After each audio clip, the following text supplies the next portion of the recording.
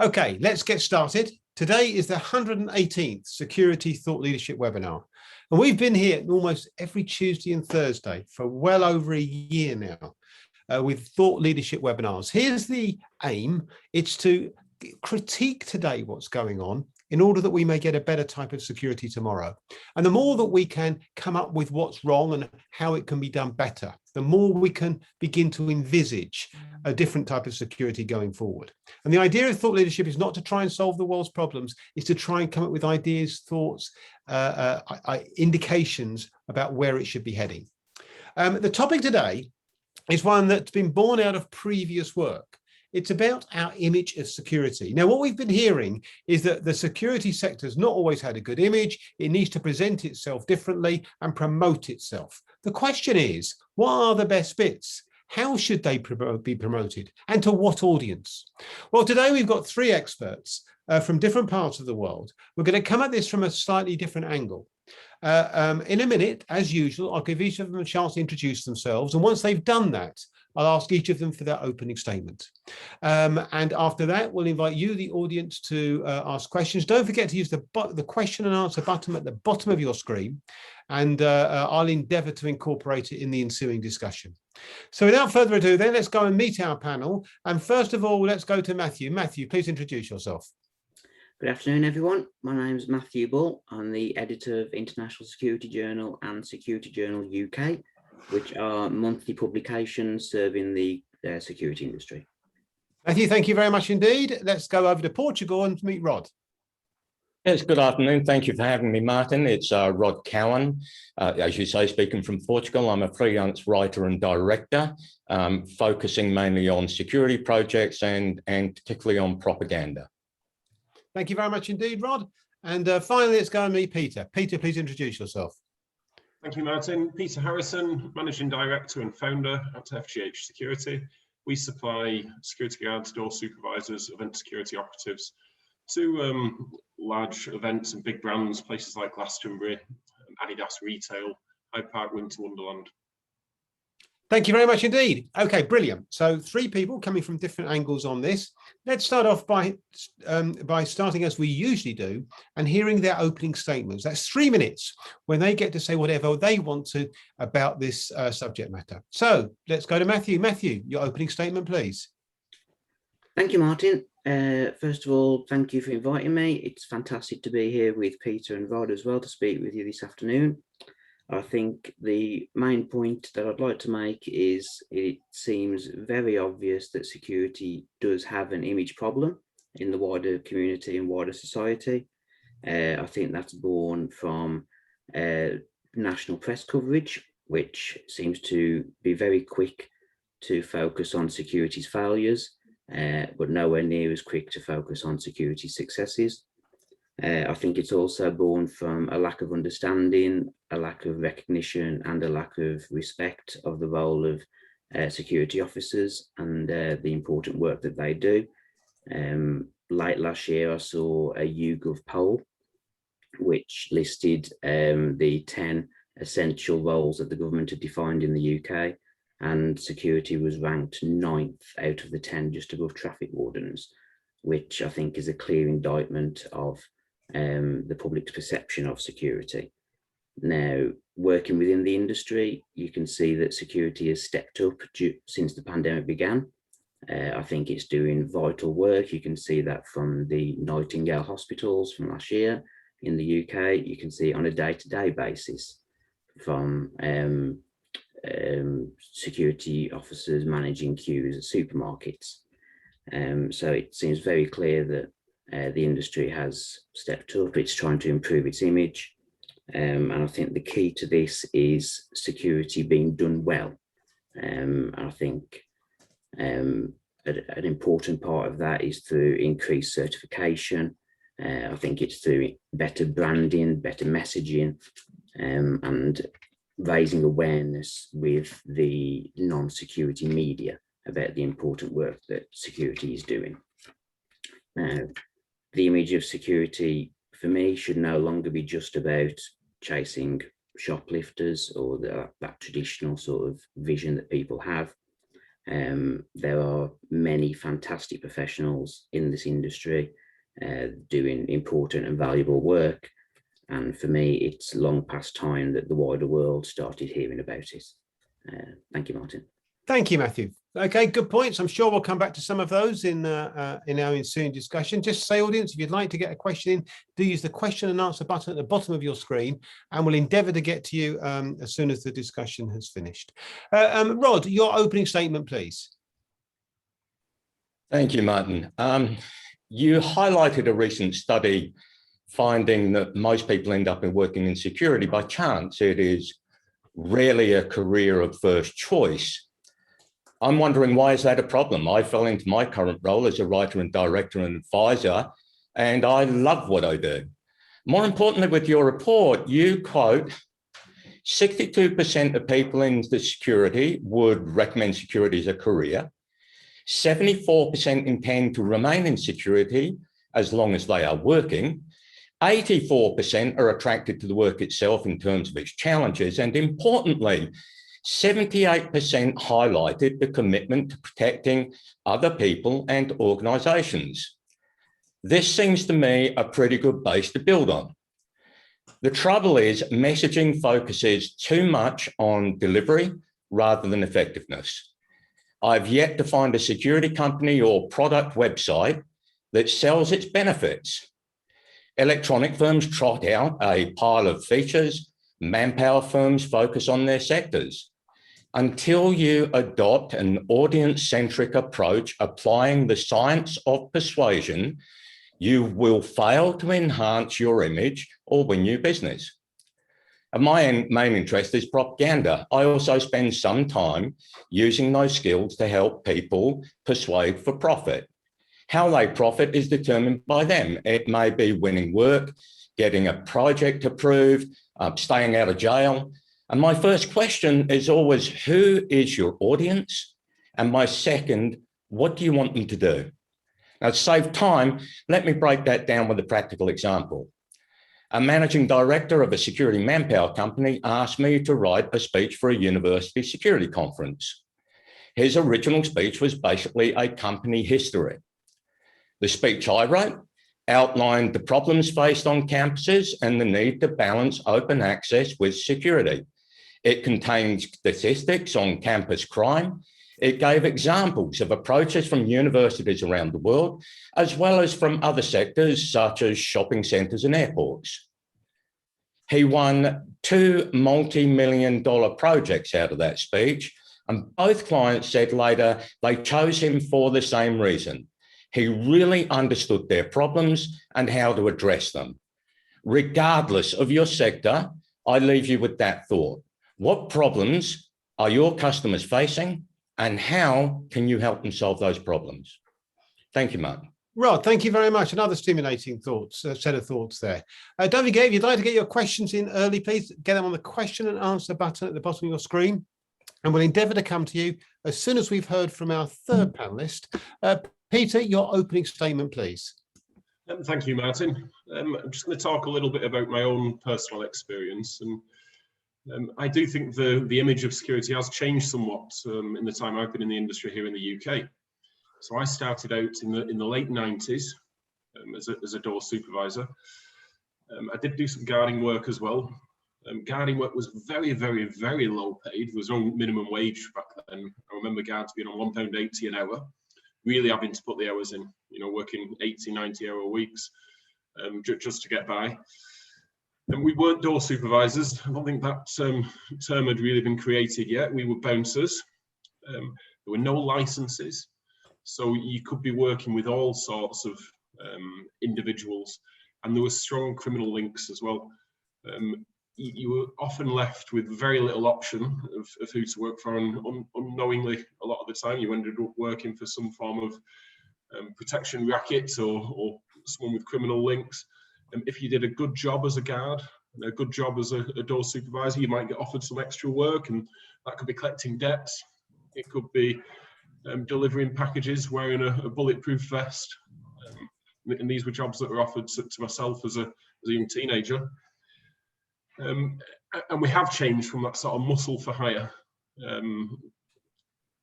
we're somewhere else at the moment. We're not quite where we need to be. I just want to finish up with some more evidence. We did some research with Lancaster University and the psychology students. They wanted to come and look at our perception as security operatives of students, and vice versa. They wanted to say, what do the students think about security as well? So before anyone met, we had several test groups, and they sat the students down and they said, right, draw some pictures of your local security guard. And every picture had bald men, tattoos, love and hate on the knuckles, bomber jackets, gold teeth and missing teeth. Conversely, the pictures that the security operatives drew of the students had, wavy, smelly lines coming off them. And it just goes to this sort of stereotyping, and what's really hard is to change that perception and where we've come from. It's very easy to wreck a reputation and create a certain image. Very difficult to change it once you've got it there. Thank you, Martin. Thank you very much indeed, Peter. Really appreciate it. Okay, let me just pick up on a few themes that came through that. I wonder, Matthew, if I could ask you, to what extent you feel, in your opening statement, you made the point that we need to talk to the non-security press.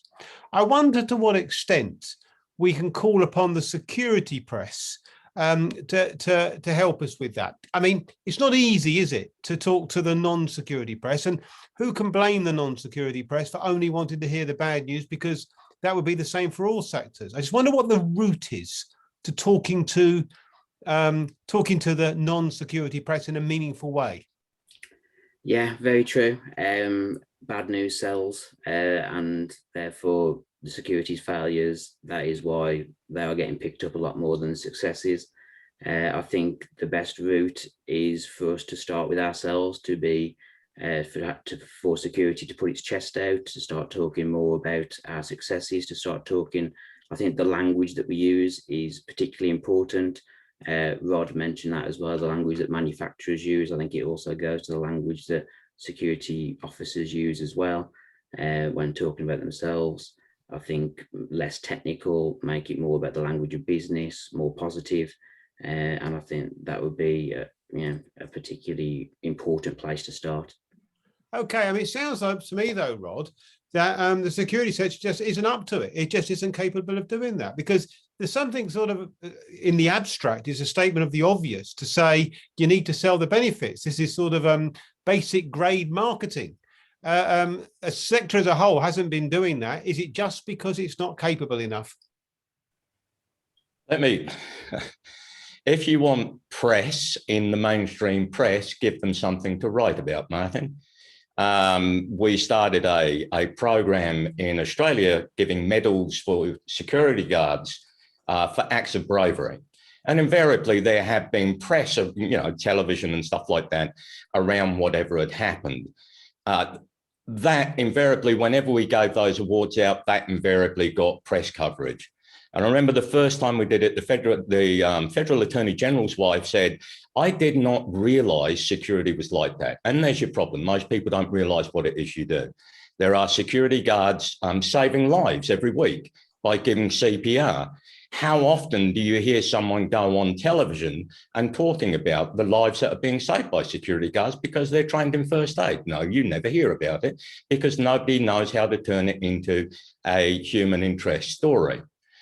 I just want to touch on something, though, that a lot of this comes down to self-image. Far too many security managers and senior people in security are embarrassed in their role. They see it as somehow less than the role they used to have, such as police, military, or intelligence. I had one manager from an international airline brag that his managing director said, well, of course, your job is a lot more than security.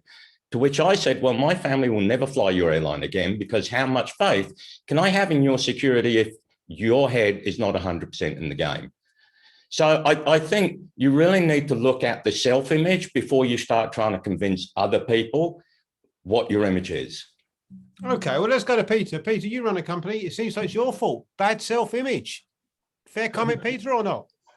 I don't mean you personally, Peter, of course, I mean the sector.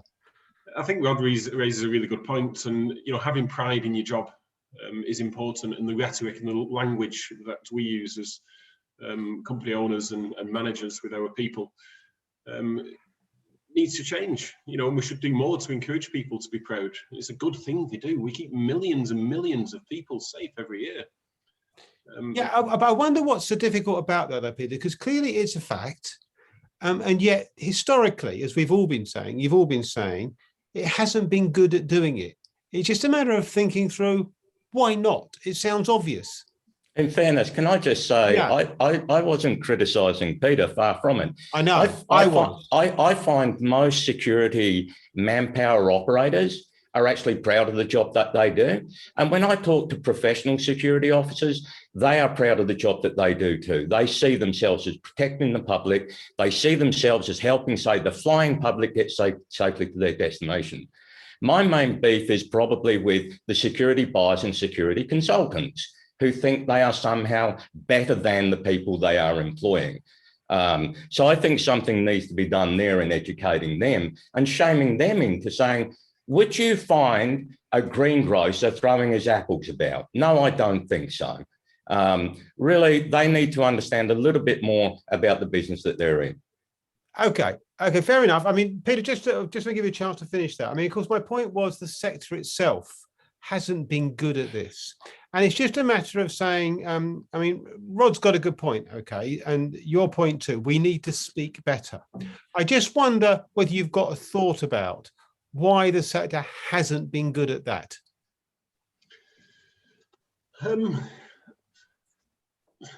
Nothing specific. I mean, I think there's so many things at play within the sector. I mean, the hyper competition that we've got, does bring standards down. One thing that could solve a lot of our problems here in the UK is more regulation and business licensing. It's very tough for organisations like mine to continue to invest when there's 2,000 other organisations out there with every tactic under the sun. And one of the main tactics which new organisations will play is to undercut and drive down standards, and you can't afford to buy nice uniforms. You can't afford to do nice things for your people. The support services that need to be there to make sure someone's feeling good in the job, like a good HR team, a good marketing team, good digital team, good use on the websites. It's very difficult when we've got such a fragmented industry. Yeah, okay, I understand. Thank you very much. Let me go to the question and answer. We've got a lot of questions coming in from the audience now. So let's go first to Matthew. Dennis Shep's got a question I think is directly relevant to you. He's from a former panelist based in Canada. Is anyone aware of examples of some successful efforts using mainstream media or other medias to increase the profile of security officers? How do we know it worked? Now, I guess that's where you're placed, Matthew, well, mainstream media. Your thoughts? Yeah, I mean, from our point of view, we're promoting security officers almost every week with stories about, what they're doing, what they're up to.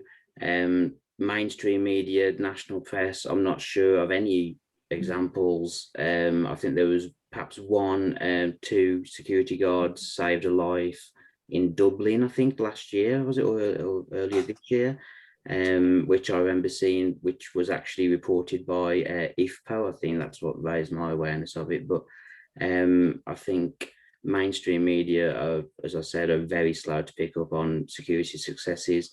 The secret is, how do we get that to change? And I think we start with looking at ourselves, with the image of ourselves and the language that we use. And then I think we take it from there with better branding, better messaging, and also just being more open to talking about what we do. Okay, thank you very much indeed. Rod, I'll come to you next if I might. And one thing you didn't say, Rod, in your opening, in your introduction, of course, you yourself have been very actively involved in the media, particularly in Australia. And I wonder whether, Rod, there's anything about how would we know if it worked? I mean, it's a good point, isn't it, Dennis has got here, that we can start to sort of float some stories out, but the process of influence is so vast and so massive. You might be encouraged to try if you knew it was going to be successful. It's just such a big task to take on, isn't it? Who is it? I can't remember his name, that said half his money in marketing is wasted. He just doesn't know which half. I personally don't put a lot of store in mainstream media. I don't think anyone trusts them that much. I would go to, if I wanted to know about security, I would go to Matthews Magazine before I went to The Guardian. I think the whole mediascape is changing so much, and we need to catch up with that. If you want to influence people, you need to influence them directly. I do this frequently with people. I had a group of professors that wanted to change US government policy and wanted to get into the press. And I said, if you want to change policy, you need to talk to the right people in government, not to the press. The same happened with the massacre in Christchurch, and a professor wanted to talk to the press in New Zealand. I looked at what he was doing. I said, you're wasting your time talking to the press. You need to send a letter to the Prime Minister of New Zealand. So I wrote him a letter. It went to the Prime Minister of New Zealand, and he was invited to the Christchurch talks in Paris. My point is, you need to be targeted about who you are trying to influence. Trying to influence mums and dads, I don't think is necessarily worth your while. Influencing government, however, Peter brought up the need for legislation. Well, then who are you talking to in government? Do you understand the policy process? Do you understand how laws are made? A lot of people rely on their industry associations. My experience of industry associations, and this isn't just aimed at the UK, this is Australia and America too, is that they tend to be membership services organisations, not lobbying organisations. You look at other industries, the real estate industry, they have a strong lobbying arm. Sorry, but security doesn't. So no, they're not going to listen to Matthew, and they're not going to listen to Peter. Nobody's going to do that. But if you are speaking on behalf of an entire industry, then people are going to start listening. But you need to look at your lobbying efforts. Yeah, interested. And of course, it's a fragmented sector as well, which only adds to that difficulty, Rod. Okay, Peter, let me move on a bit. I've got a separate question for you, if I might, Peter. It's from Mark Burtonwood. And he says different stakeholders have different perceptions about what are the benefits, though, that we can offer prospective employees to enable them to see it as a career of choice. I think where Mark's coming from on this, of course, talk about selling the benefits. Careers in security are one example, I guess, of doing that, where we could attract the best people, set out a good image. And Rod's right, in the research that's been done, Mark, there's definitely a focus on when people are in the sector, they're quite impressed with it. They like it. They like the people. They like the chances of serving the public. It's a matter of how do we go about, how can companies like yours be empowered or feel positive or be committed to selling that message? Yes. So Peter first, so I don't mind, rather than I'll come to you straight after. The marketing has to be right, and we actually sat down in our office and we said, look, we had so many great people who started with us as students just for a bit of extra money. They never thought they'd actually end up working in our industry. They walked past the Students' Union one day, saw a poster, come and get involved in security, or come and work at, free tickets to a festival normally does it. And they signed up and they're working with us. They do a great job, and they often leave, and it's dozens. We've lost dozens of people to the police, dozens of people to the military. So sort of the reverse way around. How can we keep hold of them people? How can we make our job as interesting as that job would be? Fulfilling with the right training, with the right benefits. We're always looking for international opportunities, for example. And we're sending 60 people out to Portugal next month. These are people who, half of them didn't have passports, and we've had to sort of get them a passport and get them that international travel, because British security is good, is well respected around the world. What are they going there for, Peter? To work or what? Yeah, to work. It's 50,000 people at a music festival, and they all need to go through a sort of track and trace and a COVID test before they go in. And that needs crowd management, needs asset protection. So we're there to consult with the local security teams. Okay, Rod. All sorts of opportunities are key, really key for raising the profile. Yeah, okay. I mean, of course, I mean, the reason why you're here is because you're committed to these principles. It's interesting to understand sort of some of the problems, though. Rod, you were about to come in and say. I know your question was so long, I forgot who you were asking. But I will jump in there, Martin. Peter's just come up with his own answer. I forget who asked the question originally, but there he is organising something and putting together a package that seemed very interesting. It's about a music industry. It's about protecting people at music industry. The question in my head is, why didn't you hire a camera crew to follow that process through and create a mini documentary? Okay, now it's very interesting you should say that, actually. Because when I was doing a study a few years ago, someone said to me, what we've got to do is get a good security officer on one of the great soaps like Coronation Street or EastEnders doing a good job, because that's how you create an image that is really easy. That's easy. You can just pay for it. It's called product placement. You just go to the producer and be prepared to pay to have a positive character on their show that works in security. That's not an issue. That's not a problem. I don't understand. Well, because we haven't done it, I guess. That's everyone would say, who's going to pay for it? Yeah, and again, that comes down to your industry association. They can at least crowdfund amongst all the companies to start doing some of these innovative projects. You know? Yeah, I mean, it is interesting on that point. They recently came together, or they did last year, and I think Matthew, you've covered this yourself, to try and they've done a perception initiative to try and change the perception. Matthew, your thought on this, how they portray the media. I just want to come, Matthew, with Michael Gibbs' question, because he's got an interesting take on this. And just before I say this, I'm just about to putting together the chapters of the Handbook of Security. It's a major volume that we do every few years. All the leading academics in the world write chapters. And one guy from Canada, Steve Cum, has written one on how the security sector are portrayed in the media. And Michael Gibbs' question is about, we tend to demonize Hollywood for its portrayal of security, incompetent guards, but Hollywood's portrayal of other positions can also be vicious. Unscrupulous lawyers, crooked cops, killer nurses, but those fields don't necessarily struggle as much with that. Why is that? And I wonder whether there's something specific about security. Or maybe it's just we're all in this area, Matthew, and we tend to think it's worse when in fact it isn't. It could be that, Martin. To be fair, it could be that we're so embedded in what we do. We see it every day. Maybe we do feel slightly victimised ourselves, but I think the evidence is there that failures are picked up a lot more than successes. And again, the way to change that is by starting with ourselves. I think using mainstream media, trade publications is a great place to start.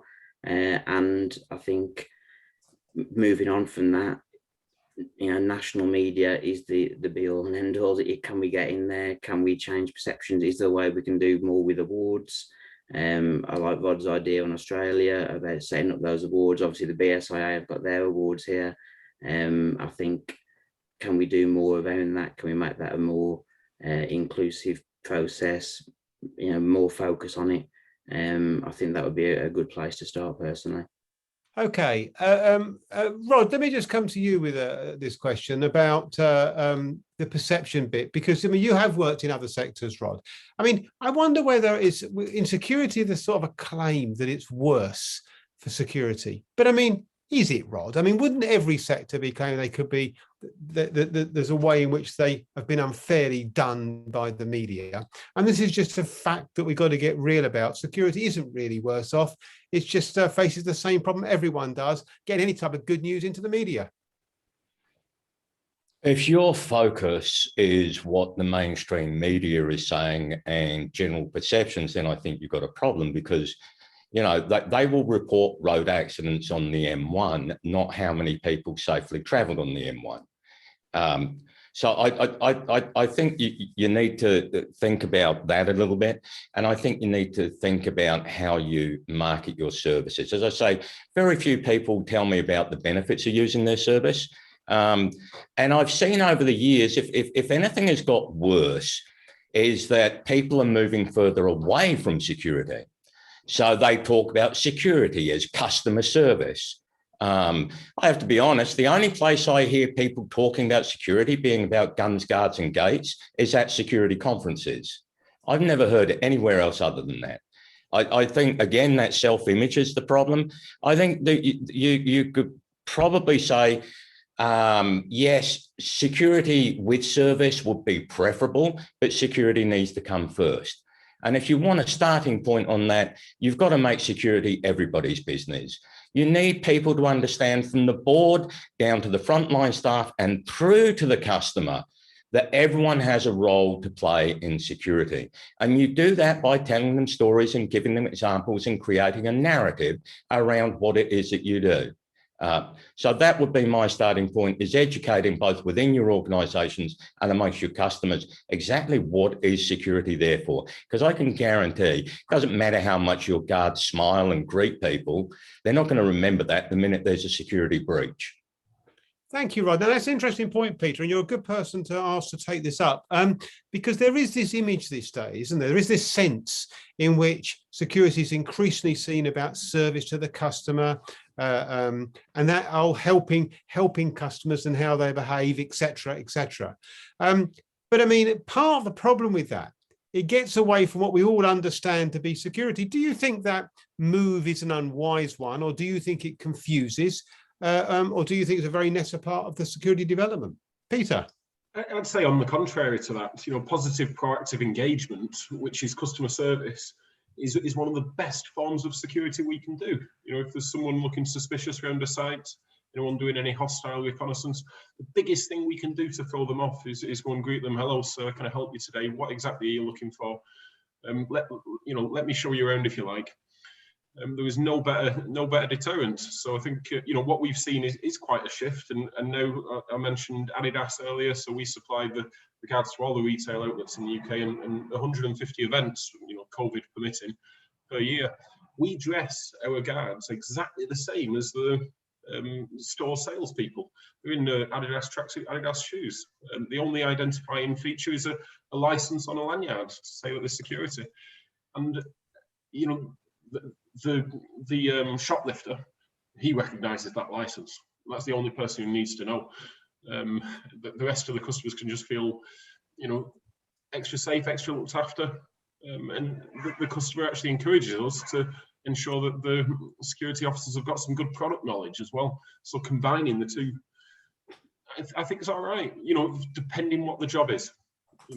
Okay. That's precisely the point. It depends what the job is. So yes, fantastic. In a retail environment, we know that you can discourage shoplifters simply by greeting them.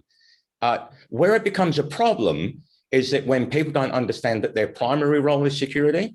I have seen at hotels security guards busy lugging bags into patrons' cars. Well, that's not their job. And while they're mucking around with someone's luggage, they're not doing security. And that was one of the things that went wrong with the Mumbai massacre.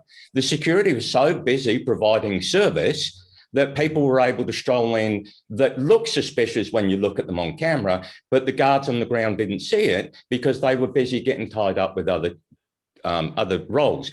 So that's where the important thing, Peter, that you've brought up is that ability to communicate. Now, I've trained, I don't know, hundreds and hundreds and hundreds of frontline security staff on how to communicate. It is the best weapon that they've got. They can use it to de-escalate, they can use it to investigate. It is extraordinary the difference it makes when you train security guards in how to communicate, how to think, how to resolve issues, and importantly, how to deal with their own anger, how to suppress their own anger so that they can deal with a customer. And I've actually had people come to me and say, I tried what you taught and it worked. This woman that normally I would have shouted at ended up apologizing to me because I used your process. So hats off to you, Peter. Customer service, yes, it's important, but it can't become more important than security. Yeah, I mean, Peter, just on this point, when you're so I suppose the point is when your staff are, for example, helping customers with product knowledge, I can see how that's a benefit to the client. The question is, does that dilute their security role in any way? Does it distract them? And does it make their security role any less important? Well, we've got stats that say, on the contrary, since we've introduced this approach, shrinkage and loss have gone down. There's still basic security duties that they'll conduct. They'll be counting the tags in store, they'll be and conducting bag searches for, you know, on busy staff entrances on the way in and the way out, and spot checks of locker rooms. So they're still doing that element as well, but combining it, they've got a reason to be in other parts of the store and a reason to be interacting with customers. And in that uniform, they don't look intimidating either. Okay, thank you very much indeed. I'm going to move on if that's all right, because I want to get a few more questions because we're running out of time. But let me come to you first, Matthew. And it's a question that picks up on something we've said from it. Excuse me if I get this wrong. Iftikhar Rasool. And what Iftikhar Rasool's picking up on is the fact there's a very fragmented sector, Matthew. And I wonder how much better it might be if we were to find a way of it speaking with some sort of unified voice. I mean, there are various initiatives in Romania. This is coming together. In Germany, to some extent, this is coming together. We've got the Security Commonwealth in the UK, but it's still fragmented, isn't it? Don't you think that is a major barrier to effective communication with outside sources of any type? It's a massive issue, completely agree. I think the work of the Security Commonwealth is fantastic. They're doing really good work in the UK. I think there needs to be more from, you know, initiatives all around the world. Obviously, the problem you have with such a fragmented industry is you have many different voices with many different priorities, with many different agendas, and too much noise to cut through for the point that we're trying to make, which you know, is trying to improve the industry for all of us. So it is a problem. How you get that unification, I'm not sure. I mean, it's been going on for a number of years now. It's not something we're going to solve today, but it is something that we do need to work towards as quickly as possible. Yeah, okay, it seems a little bit of an no-brainer. Peter, your thoughts on this about speaking with a more unified voice as a sector? It's not easy to do because clearly it's not being done anywhere brilliantly. It's just some have made more progress than other. Peter, your thoughts? I think as an industry, we're very disjointed. There's a lot of egos at play as well. And when you try and bring people together, and we have tried, and there's various forums from the BSIA to the different associations, the Crowd Management Association, there's a Door Supervision Association, and it's really, really tough to get the right people in the room. And a lot of people look at the regulator and ask them to do bits, and maybe that's an approach. You know, that's one common feature we've got in the UK. So 300,000 licensed people, the common denominator is that regulator. Yeah, okay. Let me move on if I might. Rod, I'll come to you if I might. It's a question from Gary Shields. You don't like long questions. This one's not from me, but it's slightly longer. Let me just give it to you, because I think he's making an important point, Rod. Institutes such as ASIS and Security Institute and others tend to have chair representation from industry and academic leaders. What is your view on these sorts of organisations seeking to broaden the spectrum of governments to government and public bodies in order to raise awareness? In other words, why is it that at the senior levels within associations, we are having trouble getting people together to influence government? You've spoken about this yourself, the need to do that, to get to the right people. Rob, when you say it, it sounds so obvious. And yeah, it's sort of difficult to imagine why we don't stand back and ask associations to take on this role. Look, it's a problem around the world. The people that I don't know the people in the UK associations, so please don't take me as this a personal insult against anyone. Their lack of understanding of the policy cycle is absolutely gobsmacking. The fact that I've asked so many people in the security industry who are in leadership positions, do they know how laws are actually made? And they have no understanding about the workings of Parliament. If you don't understand the policy cycle and the workings of Parliament, I don't see that you've got much chance in lobbying, because you're literally in a field that you don't understand. I arranged a meeting with the police minister in New South Wales in Australia once, and about half a dozen or so representatives from the security industry, major buyers, major suppliers of the security industry. And they kept on, but they asked the minister, when, you know, we've got all these problems, this and this, and how, before you get into election mode, how can we get you to do something about it? And I stepped forward, I said, Minister, do you mind if I answer that question? And he said, please do. So firstly, the Minister is always in election mode. Don't ask him what he's going to do about it. Secondly, I've yet to see an industry association or a group such as yours actually come with solutions. You've always come to the regulators with your problems. You've never once that I've seen come to them with a solution. They want solutions and they're happy to have announceables presented to them and consider announceables. But if you just keep on dumping your problems, say, hey, come on, Mr. Regulator, come and fix our problems. I'm sorry, they're just going to put you in the too hard basket. You're like this much of his portfolio or her portfolio, and they got this much to look at. So I'd say understand the policy cycle a little bit better, understand how kind of laws are made, learn a bit about lobbying or hire a lobbyist. Yeah, interesting. Matthew, I wonder to what extent, I mean, you're high profile, you run a magazine that's high profile within the security sector. I mean, Matthew, to what extent is it reasonable to ask the security media to play a greater role in lobbying or putting the case of the security sector to those sorts of audiences? I mean, I suppose the point would be, if you did it, it would be a starting point on which to build. I think so. I think, it is a starting point. I think that's all you could say. I think there are, a number of fantastic publications now in the sector working to promote what we do. It's just a matter of getting out into that wider sphere. And I think, we can all do that as trade publications, and we can all prove that to security professionals and highlight that and showcase that. I do agree that national media are going to focus on bad news stories, but it is on us to show them the good news and the good work that is being done. So it's certainly something I'll take forward and look at as something we can do with our publication. And I'm sure other magazines will be doing that as well.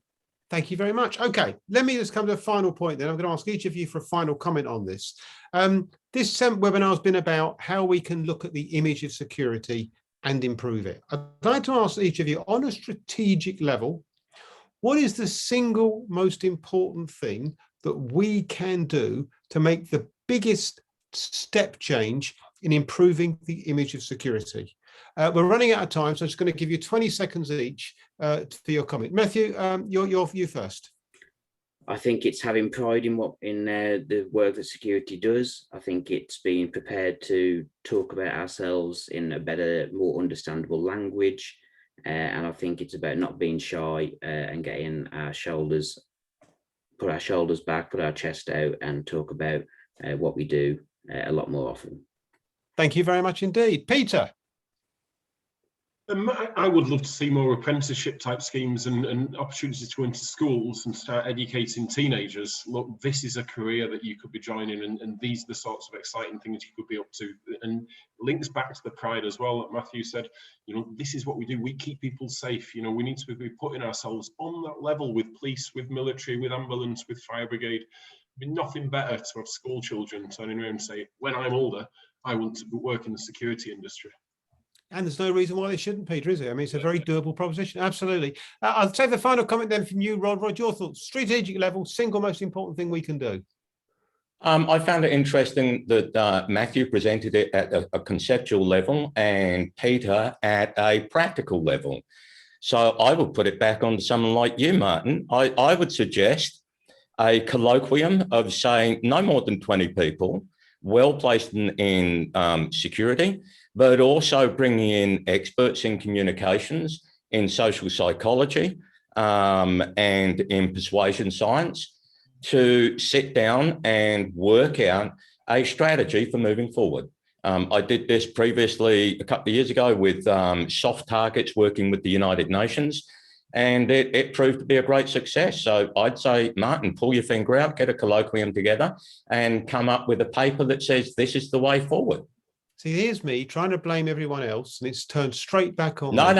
It's down to the educators. If the educators aren't doing their job, then nobody's got any hope. You're the most intelligent man in the room, Martin. You got to start making sure that people understand what it is that you do. My hat's off to you, Martin. Look, this is the first of your things I've done, and you know, I've just been too busy, but I couldn't turn you down again. But I have to say, I have huge admiration for what you've done. I think the OSPAs is a boomer idea. I think it's brilliant. It's a practical step for letting people know what security does. Add medals to that for bravery, and you've got the ball rolling. Start putting some of the ideas together here that Matthew's talking about, that Peter's talking about. I think you have the start of something already. Rod, thank you very much indeed. Thank you very much indeed, panel. Fantastic conversation, fantastic insights. We'll be returning to this. I know for certain it's not going to go away, but really, really good points made there, I thought. Okay, very quickly, just to talk about, we've got a major project on. It's only got 4 days to go. We're trying to get security officers to complete a survey. We want to know what security officers around the world think about their job. So please do encourage security officers to fill it. It only takes 10 minutes. We get their views. It's going to be a fantastic insight into how they view the world. No names recorded, no companies, no reason not to complete it. Also to say that talking about the OSPAs, thanks for the intro, Rod, they're opening, the moment entries are open in Kenya, Romania, in Benelux. Thank you, Bavac, have joined as headline sponsor there. In the United States and in Germany, Team Software sponsor there. They're the ones that are open right now. More are going to open soon. And the Tackling Economic Crime Awards, they're open in the UK in areas of economic crime.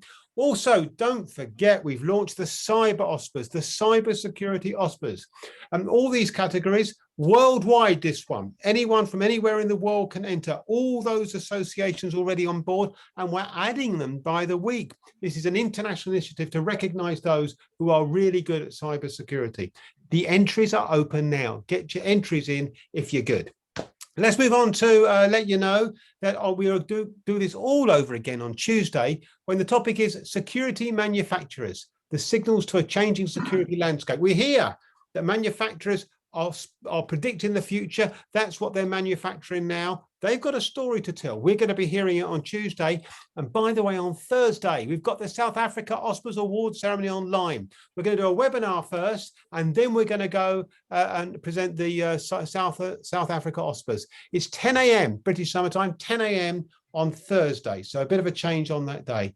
Thank you very much indeed, wherever you are in the world. Appreciate you for joining. Thank you so much to the panel. I'm sorry we didn't get through all the questions, just too many. I promise you we'll come back to it. Thanks to Christine and Hannah in the background. Hope to see you next Tuesday. It's a bank holiday this weekend in the UK and in America. So if you're gonna have a break, enjoy it. Be back with us on Tuesday, wherever you are in the world. Until then, stay safe.